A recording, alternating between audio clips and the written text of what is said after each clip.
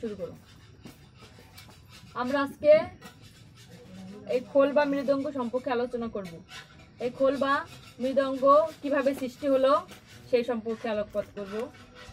তো এই খোলকে শুধু খোল বললে চলবে না, খোলের আগে একটা শ্রী উচ্চারণ করতে হয়। এর নাম হচ্ছে শ্রীখোল। এর বিরাট সুন্দর একটা মাহাত্ম্য রয়েছে। এর আরেকটি নাম হচ্ছে কি মৃদঙ্গ। মৃৎ যোগ অঙ্গ। মৃৎ অর্থ কি মাটি, আর অঙ্গ হচ্ছে দেহ। মাটির দেহকে হচ্ছে মৃদঙ্গ। এই মৃদঙ্গকে আমাদের দেহের সঙ্গে তুলনা করা হয়েছে। মৃদঙ্গ তৈরি হয় কিভাবে, আর আমাদের দেহ যেভাবে তৈরি হয় মৃদঙ্গ সেই একইভাবে তৈরি হয়। 5 মহাভূত, পঞ্চ মহাভূত নিয়ে যেরকম আমাদের দেহ গঠিত হয়েছে, সেরকম মৃদঙ্গ 5টি মহাভূত নিয়ে গঠিত হয়েছে। কীতি অপ্তেস মরুদ্ভূম। কীতি শব্দ অর্থ কি মাটি। মৃদঙ্গ তৈরি করতে হলে প্রথমে মাটি দরকার, তারপরে কি অপ, সেই মাটিটাকে সেনে নরম করার জন্য জলের দরকার, আর সেই জল দিয়ে মাটি ছানার পরে তৈরি করার পরে কি দরকার, ওটাকে শুকনো করার জন্য তেজ বা তাপের দরকার। আর মরুদ কি, ওইটা শুকনো করার জন্য শীতল করার জন্য মরুদ বাতাসের দরকার হয়। আর এই মৃদঙ্গ যখন বাজবে তখন সেটা বোম, আকাশের অন্তরিক্ষ থেকে একটা আওয়াজের সৃষ্টি হয়। আর তেমনি আমাদের দেহই এই 5টি মহাভূত নিয়ে গঠিত। মৃদঙ্গ ভেঙে গেলে কি হয়, খণ্ড খণ্ড হয়ে যায়। তেমনিও আমাদের দেহ মৃদঙ্গ ভেঙে গেলে তাও খণ্ড খণ্ড হয়ে যাবে। আমরা মৃদঙ্গের আর এক নাম হচ্ছে শ্রীখোল। অন্য কোনো বাদ্যযন্ত্রের আগে তো আমরা শ্রী ব্যবহার করি না। শ্রী ঘন্টা বলি, শ্রী কাজ বলি, শ্রী ঢোল বলি, করি না। কিন্তু কেন শ্রীখোল বলি? শ্রীখোল কেন বলি, এর পিছনে সুন্দর ইতিহাস রয়েছে। তো লেখক হচ্ছেন শেখর চক্রবর্তী। তার মধুর মৃদঙ্গ গ্রন্থে এই মৃদঙ্গের কাহিনীটি বর্ণনা করেছে, কিভাবে মৃদঙ্গ পৃথিবীতে এলো। আর যারা ভক্ত তারা কি করে, কীর্তনের অধিবাসে খোলমঙ্গল করা হয়। মৃদঙ্গকে কখনো উলঙ্গ রাখতে নেই, সবসময় বস্ত্র দিয়ে আচ্ছাদিত করে রাখতে হয়। এই কীর্তনের অধিবাসের সময় কি করে, মৃদঙ্গকে সুন্দর করে দাঁড় করিয়ে নতুন বস্ত্র করে তাতেও অধিবাস করে। এটাকে বলা হয় খোলমঙ্গল।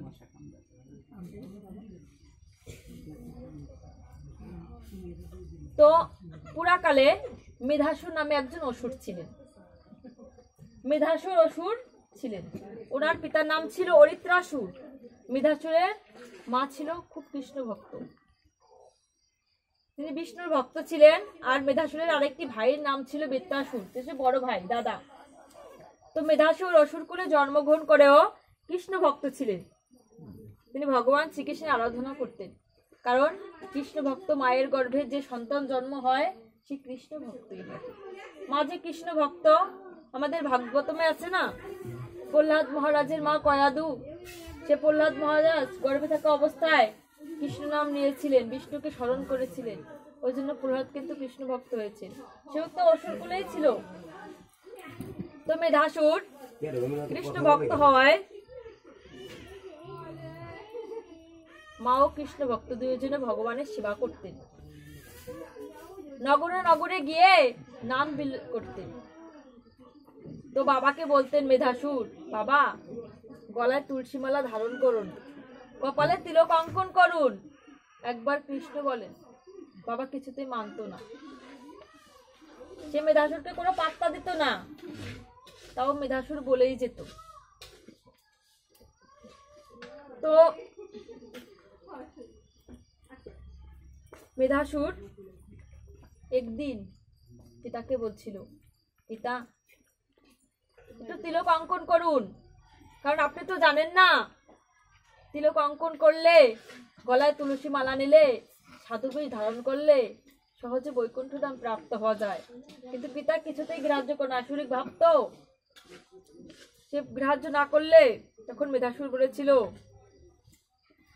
সাধুর বাতাস যদি লাগে একবার গায়, শত জন্মে যত পাপ দূর হয়ে যায়। গঙ্গার পরশে হয় পশ্চাতে পাবন দর্শনে পবিত্র করো, এই তো তোমার গুণ। বলছে পিতা, আপনি যদি গঙ্গায় স্নান করেন তাহলে ভগবান পাবন আপনাকে উদ্ধার করলে করতেও পারে, কিন্তু যখন আপনি সাধুকে দর্শন করবেন সঙ্গে সঙ্গে আপনার পাপ মুক্ত হয়ে যাবে পিতা। কিন্তু পিতা কখনো এই কথা শুনেনি, পিতা এখনো শুনেনি, তুলসী মালা ধারণও করেনি। আমাদের ধর্মে বলা হয়েছে যে তুলসী মালা ধারণ না করলে তার কত বড় অপরাধ। সনাতন ধর্মে জন্মগ্রহণ করে তুলসী মালা তাকে অবশ্যই কণ্ঠে ধারণ করতে হবে। তাই শাস্ত্রে উল্লেখ আছে, যত কণ্ঠে তুলসী নাস্তি তেন রাম রাং মানস অন্নমচ শুকরে বিষ্ঠা জলমচ মদিরা সম। বলছে সনাতন ধর্মে জন্মগ্রহণ করে যার গলায় তুলসী মালা থাকবে না সে মূঢ় সম, সে মূর্খ। এখন তো অনেকে বলতে পারে যে একজন কলেজের প্রফেসর বা একজন শিক্ষক, ওনার গলায় তুলসী মালা নেই, তাহলে উনি কি মূর্খ? এখানে এই মূর্খ সেই মূর্খর কথা বলেনি, যে জন্মগত মূর্খের কথা বলেছে, যে ভগবানের ঘরে এসে ভগবানকে চিনতে পারে না, ভগবানের নাম গান যার ভিতরে নেই সে তো মূর্খই। এখানে লেখাপড়ার সাথে এই মূর্খের তুলনা করা হয় নাই। তো এই তুলসী মালা যার কণ্ঠে নেই সে যদি অন্ন দান করে, ভগবানকে যদি অন্ন দেয় তাহলে সেটা শুকুরের বিষ্ঠা সম, আর জল প্রদান করে সেটা মদিরা সম হবে। তাই প্রত্যেক সনাতনীকে তুলসী মালা অবশ্যই অবশ্যই ধারণ করতে হবে, সাথে তিলকও ধারণ করতে হবে। যদি তিলক ধারণ করা না হয় তাহলে কিন্তু কোনো কাজে সমাপ্ত থাকবে না, হবে না। কারণ তিলক হচ্ছে ভগবানের স্বরূপ। এই তিলক যদি আমাদের কপালে অঙ্কুর না থাকে, তাহলে যেরকম সরকারি গাছে সিল দেওয়া থাকে সেটাকে যদি সাধারণ জনগণ কাটতে পারে না, যদি আমাদের কপালে তিলক অঙ্কন করা থাকে তাহলে কোনো খারাপ জিনিস আমাদের স্পর্শ করতে পারবে না, কোনো জমদূতেরা তো স্পর্শ করতে পারবে না, কোনো খারাপত্ব ভাব তাকে স্পর্শ করতে পারবে না। এই জন্য প্রত্যেক সনাতনীকে তুলসী মালা এবং তিলক অঙ্কন করতেই হবে, তিলক নিতেই হবে।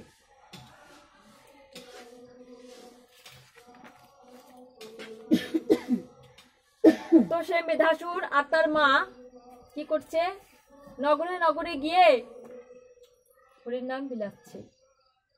সকালবেলা ঘুম থেকে উঠে দুই মা বেটি বলছে, বাপ বেটিতে মা এবং ছেলে দুইজনে মিলে বলছে, মা অনেকদিন নগরে যাই না, চলো ঘরে বসে তো কৃষ্ণ সেবা করেছি, এবার নগরে গিয়ে জীবকে জাগাই। হা কলির জীব, হা জীব, তোমরা সবাই জেগে ওঠো, তোমরা ভগবানের নাম স্মরণ করো। অনেক অঞ্চলে আছে আমাদের এই বাংলাদেশের ভিতরে অনেকে মহাপ্রভুকে চিনে না, মহাপ্রভুকে পঞ্চতত্ত্বকে অনেকেই চিনে না, এরকম আছে অনেক।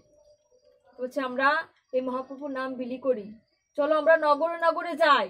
তখন ওই মা ছেলে দুজনে মিলে জীবকে জাগাচ্ছে, সে রাস্তা দিয়ে হেঁটে যাচ্ছে আর ওই মহাপ্রভুর কীর্তনটি করছে, জীব জাগো জীব জাগো, একটা কীর্তন আছে, ওই কীর্তনটি করছে। তখন ভাবছে যে এই জীব কি জীব, জীব তো জেগে আছে, কিন্তু আমরা কি জাগা অবস্থা এখনো চেতন আছি? আমাদের দেহ মন আত্মা সবকিছু লোভ লালসায় জর্জরিত হয়ে গেছে, আমরা ভগবানকে চিনতে পারছি না, আমাদের হৃদয়ে থাকা কলুষগুলো ভগবানের কাছে নিয়ে যাচ্ছে না। তখন এই জীবকে জাগাচ্ছে, জীব জাগাচ্ছে জীবকে।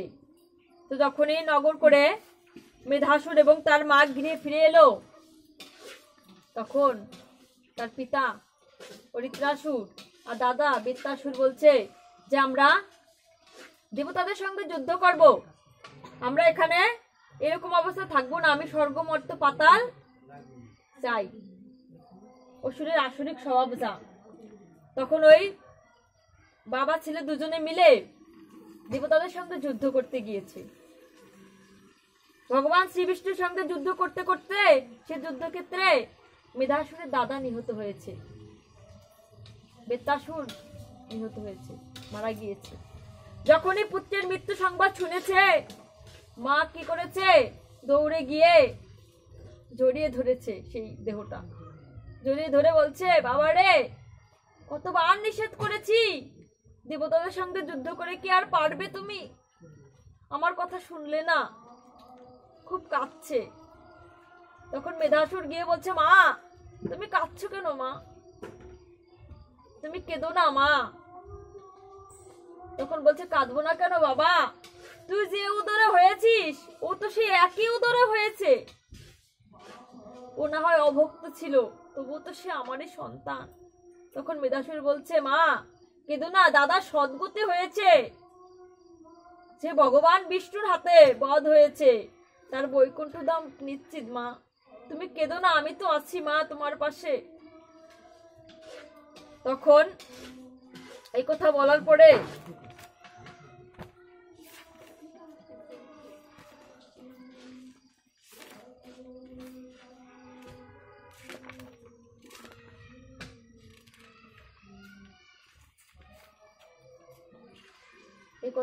পরে তখন বলছে, মা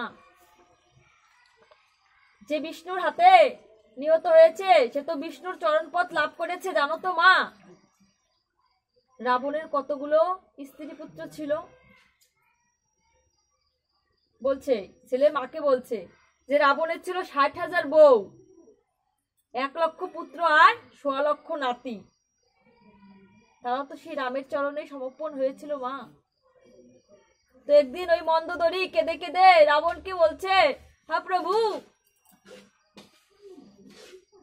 আমার তো কোনো কিছুর অভাব ছিল না, আপনার আমার 1 লক্ষ পুত্র আর 1.25 লক্ষ নাতি, বংশের প্রদীপ জ্বালাতে একটাও নেই বাতি। আপনি তো একজনকেও রাখতে পারতেন, সবগুলোকে রামের হাতে সমর্পণ করে দিলেন। তখন রাবণ কেঁদে কেঁদে বলছিল, জানো তো মন্দোদরী, এই রাবণ রূপ বৃক্ষে 1 লক্ষ ফুল ফুটেছিল, আর তার থেকে 1.25 লক্ষ ফল হয়েছিল।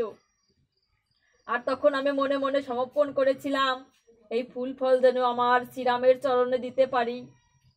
যখন গাছ লাগায় তখন কি বলে, প্রভু এই গাছের যে ফুল ফল হবে তা যেন তোমার সেবায় লাগে। মন্দোদরী তুমি কাঁদছো কেন? এর চেয়ে সৌভাগ্য কি আর হতে পারে? এটা কত বড় সৌভাগ্যের কারণ। বংশের প্রদীপ নেই তাতে কি হয়েছে, যে শ্রীরামের চরণে হয়েছে এতেই আমাদের বংশ উদ্ধার হয়ে যাবে। কোথাও গেলে অনেকগুলি লোক, রাবণের বংশ অনেক বড় ছিল, তাই কেউ বলে যে রাবণের গোষ্ঠী এসেছে, আমরা বলি না যে রাবণের পাল শুদ্ধ এসেছে। তো মেধাসুর চিন্তা করলেন যে আমি আর এই সংসারে থাকবো না, আমি চলে যাব আমার প্রাণ গোবিন্দের কাছে। প্রাণ গোবিন্দের কাছে গিয়ে আমি আমার ভজনা শুরু করবো। আর এই সংসারে থেকে কি হবে? তখন ওই পিতা মাতার কাছে গিয়ে বলছে, মাতা পিতা আমি এই সংসারে থাকতে চাই না, আমি বনে চলে যেতে চাই, সেখানে গিয়ে যেন আমার বিষ্ণুর আরাধনা করতে পারি। তখন পিতা বলছে, দাঁড়াও মেধাসুর দাঁড়াও। বলছে, কি পিতা? তুমি আমার অনুমতি ছাড়া 1 পাও যেতে পারবে না, আমার কিছু শর্ত তোমাকে পূরণ করতে হবে। বলছে, কি পিতা? কি শর্ত পূরণ করতে হবে? পিতৃঋণ শোধ করে যাও। বলছে, কিভাবে পিতৃঋণ শোধ করবো? পিতৃঋণ তো কখনো শোধ হয় না। বলছে, আমাকে স্বর্গ মর্ত পাতাল 3 লোক আমার কাছে দিয়ে যাও। তখন ওই মেধাসুর বাবার কথা শুনে অন্যায় ভাবে 3 লোক দখল করলেন। তাই দেখে দেবতারা কম্পিত হয়ে গেলেন। স্বর্গ মর্ত পাতাল যখন দখল হয়ে গেল, বাবার কাছে দিয়ে আসলো, দেবতারা কম্পিত হয়ে শ্রী বিষ্ণুর নিকটে গেলেন। বিষ্ণুর নিকটে গিয়ে বললেন, হ্যাঁ বিষ্ণুদেব, মেধাসুরের অত্যাচারে আমরা আর থাকতে পারছি না, এর একটা বিহিত করুন। মেধাসুর তখন ওই 3 লোক দিয়ে যখন আবার ফিরে যাচ্ছিলেন বনের দিকে, তখন পিতা বলছে, তুমি এখনই যেও না, আমার আরো কাজ বাকি আছে। বলছে, কি পিতা, আর কি কাজ বাকি আছে? বলে, হাতে জল নিয়ে প্রতিজ্ঞা করো, আমি যাহা চাইবো তুমি তাহা দিবে। বলছে, ঠিক আছে পিতা। মেধাসুর কিন্তু বুঝতে পারে নাই পিতার মনে কি চলছিল। বলছে, যত সমস্ত কৃষ্ণ ভক্ত আছে সবার হাত কেটে আমার পায়ে আত্মসমর্পণ করো, অঞ্জলি দাও, সবার কৃষ্ণ ভক্তের সব হাত কেটে আমার চরণে অঞ্জলি দাও। একথা বলায় মেধাসুর খুব কাঁদতে লাগলো। কাঁদতে কাঁদতে নগরে এসে দেখছে ভক্তবৃন্দ কৃষ্ণ কথা বলে যার যার আলিঙ্গন করছে। তখন বলছে, নয়ন জলে কেঁদে কেঁদে বলছে মেধাসুর, হা ভক্ত, আজ কিছু চাইতে এসেছি। বলছে কি? ভক্তগণ বলছে কি? বলছে আমার পিতার চরণে অঞ্জলি দেব। আর কিছু বলছে না, বলছে যে বাগানে কত ফুল আছে, ফুল নিয়ে যাও, গিয়ে অঞ্জলি দাও। বলছে ফুলে হবে না, সমস্ত কৃষ্ণ ভক্তের হাত দুখানা চাই, আজ আমার পিতার চরণে অঞ্জলি দিতে হবে। আমাকে আমাকে যে পিতৃঋণ শোধ করার মতো কাজ করতে হবে, যদিও তা শোধ হয় না। তখন সমস্ত কৃষ্ণ ভক্ত কি করেছে, যার যার হাত কেটে দিয়েছে। কেটে তখন মেধাসুরের কাছে দিয়েছে, তারা যন্ত্রণায় ছটফট করতে লাগলো। এই যন্ত্রণায় ছটফট করতে করতে সব উত্তোলিত হয়ে গেল। খুব যন্ত্রণা তো। যখন মেধাসুর সমস্ত কৃষ্ণ ভক্তের হাত নিয়ে পিতার পায়ে সমর্পণ করে দিল, অঞ্জলি দিল, তখন পিতা বলছে সব কৃষ্ণ ভক্তের হাত আনা হয়েছে তো? যদি কৃষ্ণ ভক্ত, তখন তো যজ্ঞ ছিল ত্রেতা যুগে, যদি কৃষ্ণ ভক্তের হাত না থাকে তাহলে কিভাবে যজ্ঞ করবে? আর যখন যজ্ঞ করবে দেবতারা সন্তুষ্ট হয়ে স্বর্গ ফিরিয়ে দিতে পারে ভগবান, যাতে স্বর্গ তাকে ফিরিয়ে দিতে না হয়, এজন্য সমস্ত কৃষ্ণ ভক্তের হাত কেটে নিয়েছে। সমস্ত কৃষ্ণ ভক্তের হাত কেটে নিয়েছে। এখন বলছে কোন কৃষ্ণ ভক্ত, পৃথিবীতে যত কৃষ্ণ ভক্ত আছে কারো হাত বাকি নাই তো মেধাসুর? বলছে বাবা মিথ্যা কেন বলবো, একজনের হাত বাকি আছে, যদিও সে কৃষ্ণ ভক্ত এখনো হতে পারে নাই, এখনো সে কৃষ্ণ ভক্ত হতে পারে নাই। আর ওদিকে বৈষ্ণবদের ছটফট শুনে প্রাণ গোবিন্দ আকুল হয়ে গিয়েছে, কারণ বৈষ্ণব অপরাধের মতো তো কোনো অপরাধ নেই। তখন শ্রী বিষ্ণু বলছে সুদর্শনকে, সুদর্শন এক্ষুনি গিয়ে মেধাসুরের মস্তক ছেদন করো, ওর অত্যাচারে আজ আমার বৈষ্ণবের এই অবস্থা হয়েছে। সঙ্গে সঙ্গে সুদর্শন গেল। সুদর্শন গিয়ে মেধাসুরের গৃহে অবস্থান করছে।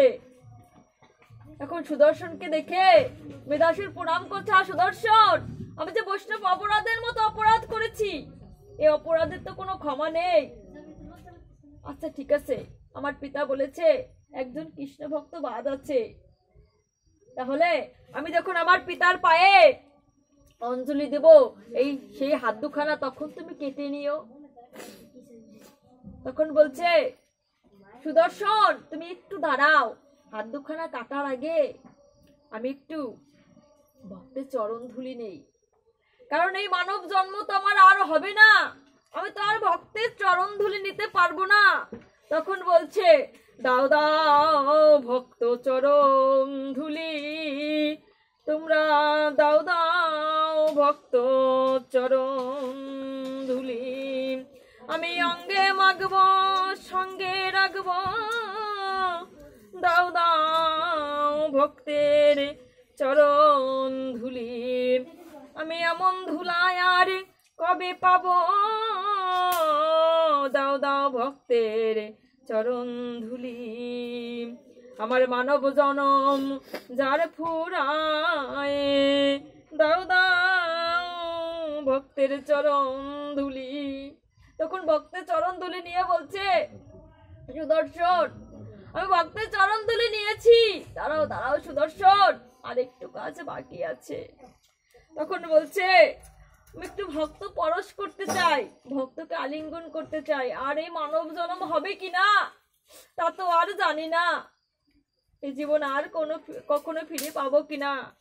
তখন বলছে ভক্ত অঙ্গ পরশ করি, তোরাই ভক্ত পরশ করি, আমার মানব জীবন ধন্য করি, আয় আয় ভক্ত পরশ করি। এরকম বলে সে ভক্তকে আলিঙ্গন করছে। আলিঙ্গন করে এবার সুদর্শনকে বলছে সুদর্শন আমার সমস্ত ভক্তের চরণ ধুলি নেওয়া হয়ে গিয়েছে, সমস্ত ভক্তকে আলিঙ্গন করেছি, এবার আমার হাত দুটো কেটে নাও। তখন মেধাসুরের বাবা লাফ দিয়ে নিচে নেমে বলছে, তখন সে সকালে বুঝেনি কিন্তু অকালে বুঝেছে সে কৃষ্ণ ভক্তকে। বলছে মেধাসুর তুমি কেন তোমার হাত কাটতে বলছো? তুমি কেন তোমার হাত কাটতে বলছো মেধাসুর? তখন বলছে, বাবা আমি তো শ্রী গোবিন্দের আরাধনা করি, আর আমি একমাত্র বাজাচ্ছি, যদি আমি কৃষ্ণ ভক্ত হয়ে যাই তাহলে তো তোমার স্বর্গ আবার দেবতারা নিয়ে যাবে, তাই তো আমি আমার হাত অঞ্জলি দিচ্ছি তোমার শ্রী চরণে। তাই মেধাসুর নয়ন জলে কাঁদতে কাঁদতে পিতার শ্রী চরণে যখনই হাত রাখলো তখনই সুদর্শন সেই হাত ছেদন করলো। যখনই সুদর্শন হাত ছেদন করলো তখনই আমার প্রাণ গোবিন্দ সেই বৈকুণ্ঠ থেকে কাঁদতে লাগলো, কারণ ভক্তের কষ্ট যন্ত্রণা দেশে সহ্য করতে পারে না। তার কিছুক্ষণ পরেই সুদর্শন চক্র মেধাসুরের মস্তক ছেদন করলো। সেই কাটা মুন্ডু মাটিতে পড়ে গড়াগড়ি করে বলছে, বাবা একবারে কৃষ্ণ বলো বাবা, এমন মধুর নাম ফেলে দিও না বাবা, একবারে কৃষ্ণ বলো। ওই কাটা মুন্ডু মাটিতে পড়ে লাফ দিয়ে দিয়ে বলছে, এই মধুর কৃষ্ণ নাম বলো, একবার বদনে বলো হরি হরি, তোমার সময় যায় ফুরায়। বলছে, বাবা আজ তো আমি চলে যাচ্ছি, তোমারও তো সময় হয়ে আসছে, একবার হরি বলো, একবার কৃষ্ণ বলো ওই শ্রীমুখে। পিতা তখন বুঝছে যে কি সন্তান হারিয়েছে। যখনই সুদর্শন তার দেহ ছেদন করেছে সঙ্গে সঙ্গে মেধাসুরের দেহ মাটিতে পরিণত হয়েছে, এরকম একটা মাটির স্তূপ হয়ে গেছে। ওই মেধাসুরের বাবা দৌড়ে গিয়ে সে স্তূপকে জড়িয়ে কাঁদছে, হারে আমি আজ কি সন্তান হারিয়েছি, এত বড় কৃষ্ণ ভক্তকে আমি হারিয়ে ফেলেছি, এরকম করে কাঁদছে। কাঁদতে কাঁদতে তখন চুপ হয়ে গেছে, একসময় কাঁদতে কাঁদতে চুপ হয়ে যায়। চুপ হয়েছে দিকে স্বর্গের দেবতারা দেখছে যে প্রাণ গোবিন্দের মন খারাপ হয়েছে, কারণ ভক্তের কিছু হলে তো ভগবানের মন খারাপ হয়ে যায়, তো প্রাণ গোবিন্দকে খুশি করা দরকার। সমস্ত দেবতারা মিলে ব্রহ্মার নিকটে গিয়েছে। ব্রহ্মার কাছে গিয়ে বলছে, হে আদিদেব, হে পিতামহ, প্রাণ গোবিন্দের খুবই মন খারাপ, ওনাকে কিছু দেয়া দরকার, ওনাকে কিছু উপহার দিলে হয়তো ওনার মনটা ঠিক হয়ে যাবে, মন ভালো হয়ে যাবে। তখন কিছু দেবতা বলছে ওনাকে কোনো বস্ত্র দেয়া যাক, কেউ বলছে ফলমূল দেয়া যাক। বলছে প্রাণ গোবিন্দের কি ফল প্রিয়, কাঁঠাল কলা আম এসব কিছু একটা দেই। তখন ব্রহ্মা বলছে না, এসব কিছু দরকার নেই। তো প্রাণ গোবিন্দের প্রিয় ফল কি কেউ বলতে পারেন? হরিত কি? হরিত আর তোকে শব্দের অর্থ প্রিয়। এই হরিত কি ফল প্রাণ গোবিন্দের অত্যন্ত প্রিয়। আমাদের মহাপ্রভু আহারের পরে মুখশুদ্ধির জন্য হরিতকি সেবন করতেন। তো ব্রহ্মা বললেন, কোথায় মেধাসুরের দেহ রাখা হয়েছে, আমরা সেখানে চলে যাই। গিয়ে দেখছে ওই মেধাসুরের দেহ একটা মাটির স্তূপে পরিণত হয়েছে। তখন বলছে প্রাণ গোবিন্দকে খুশি করতে হলে এদিকে কিছু করতে হবে। তখন মেধাসুরের ওই দেহকে দেখে ব্রহ্মা আর সমস্ত দেবগণ কি করেছে, মেধাসুরের সমাধিরও মাটি লইয়া সেই মাটি দেয় ব্রহ্মা চক্রিতে বসাইয়া। শুনো শুনো সর্বজন হয়ে এক মন, কেমনে হইল শ্রী খুলেরও জনম। মধু কৈটব হইল ভাই মৃত্তিকা ভুবনে, তাহার উপর মেধাসুর অতি শোভাবনে। সেই মাটি দিয়া চক্র চক্রেতে বসায়, রাধা কৃষ্ণ বলি খোল হইল গঠন।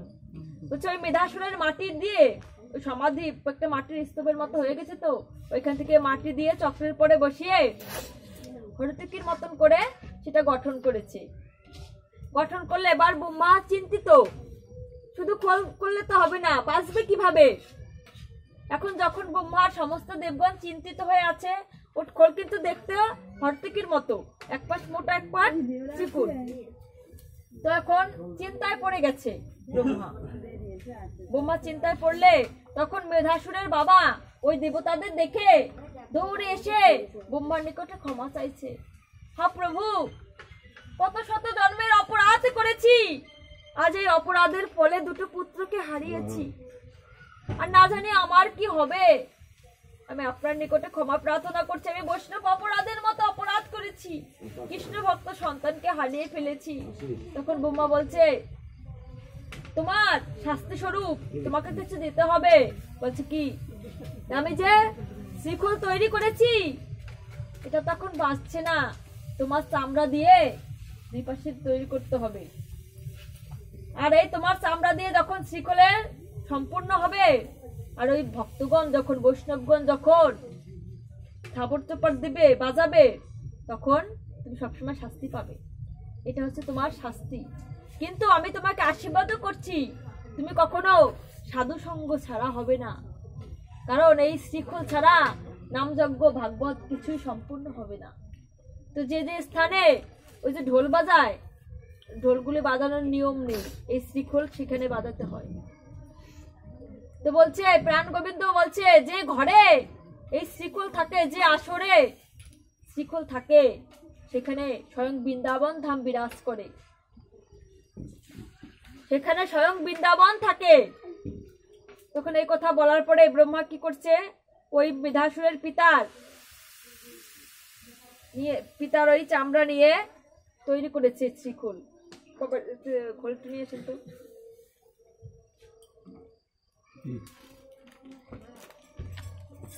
তখন বলছে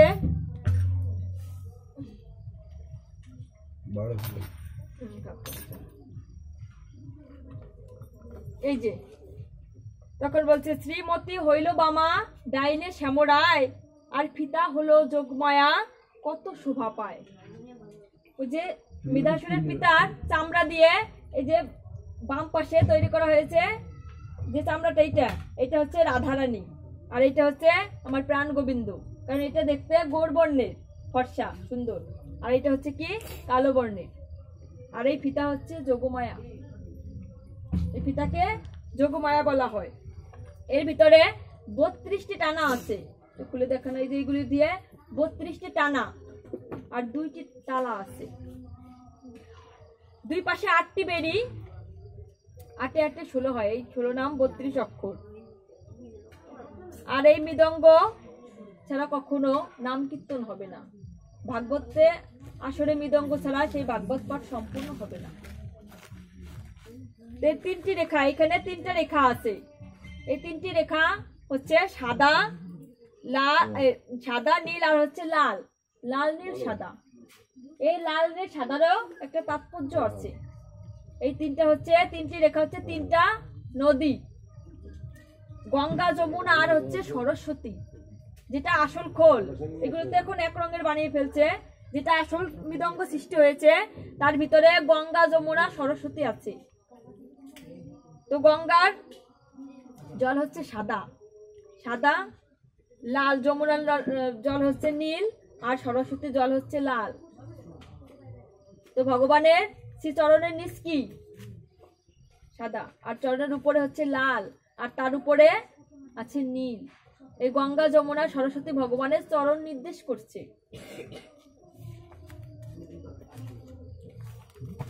আর এই কালো গাবা হচ্ছে কৃষ্ণ, আর লাল গাবা হচ্ছে রাধারানী। আর এইসব গিরিবাদী হচ্ছে ললিতা, বিশাখা সহ সমস্ত সখী। এর রন্ধে রন্ধে, প্রতিটি রন্ধে রন্ধে সমস্ত দেবদেবী অবস্থান করছে, সমস্ত সখা সখী অবস্থান করছে। আর বাকৃতে বিরাজ করছেন সখাগণ।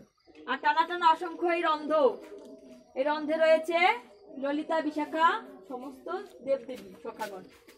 গোবিন্দ বলে যে গৃহে মৃদঙ্গ থাকে সেই গৃহে বৃন্দাবন সর্বদা বিরাজ করে।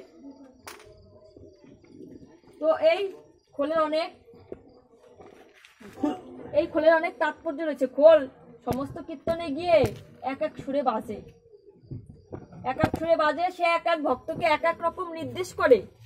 তো খোলে যখন বাম পাশে ধরা হয় তখন এই 4 আঙ্গুলে বলে তা, এইটাই বলে ধি, এটা বলে কে, আর এই পাশে যখন দেওয়া হয় তখন বলা হয় তা কে ধিক।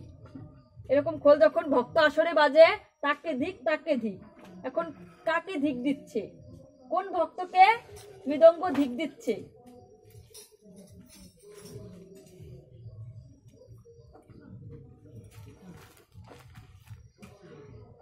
বলছে তাকে ধিক মৃদঙ্গ বলে শুনো, তাকে ধিক যে তুলসীর মালা পরে না, তাকে ধিক। যে ভক্ত আসলে দেখছে মৃদঙ্গ তো স্বয়ং ভগবানের ভক্ত, ভগবান হৃদয়ে নিয়ে সেই মৃদঙ্গ বাজায়। যখন ওই ব্রহ্মা ভগবানের কাছে মৃদঙ্গকে দিয়েছিল, ভগবান হৃদয়ে ভক্তকে আলিঙ্গন করে সেই মৃদঙ্গ বাজিয়েছিল, যেন ভক্তগণ কি করে মৃদঙ্গকে বক্ষে রেখেই বাজায়, নিচে রাখিয়ে বাজাতে নেই, বক্ষে আলিঙ্গন করে বলছে। তখন এই ভক্ত আসলে মৃদঙ্গ বাজে কি, তাকে ধিক যে তুলসীর মালা পরে না, তাকে ধিক। আবারও বলছে তাকে ধিক যে তিলক পরে না, তাকে ধিক। আবারও বলছে তাকে ধিক যে সাধু সঙ্গ করে না, তাকে ধিক। আবার বলছে যে তাকে ধিক যে কৃষ্ণ প্রসাদ খায় না, তাকে ধিক। তো বলছে যেই গৃহে মৃদঙ্গ থাকবে, যেই গৃহে মৃদঙ্গের পূজা অর্চনা আদি হবে, সেই গৃহ বৃন্দাবন ধাম স্বরূপ। এ হচ্ছে সংক্ষেপে আমাদের মৃদঙ্গের ইতিহাস। এইসব অনেক কিছু আছে, অনেক তত্ত্ব আছে, যেগুলো বললে 2-3 ঘন্টা সময় লাগে। তো আমি যতটুকু পারছি আমি ততটুকু বললাম। এ হচ্ছে আমাদের মৃদঙ্গ সৃষ্টির কাহিনী। তো মৃদঙ্গ হচ্ছে একজন প্রিয় ভক্ত, যেন সবাই শ্রদ্ধা সহকারে মৃদঙ্গ যারা বাজায়, কৃষ্ণ ভক্তের হাতে ছাড়া মৃদঙ্গ বাজে না।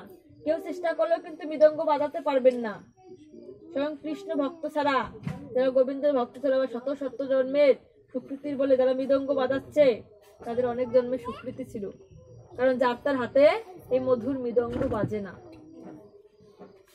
কি বিশ্রাম দেবো নাকি?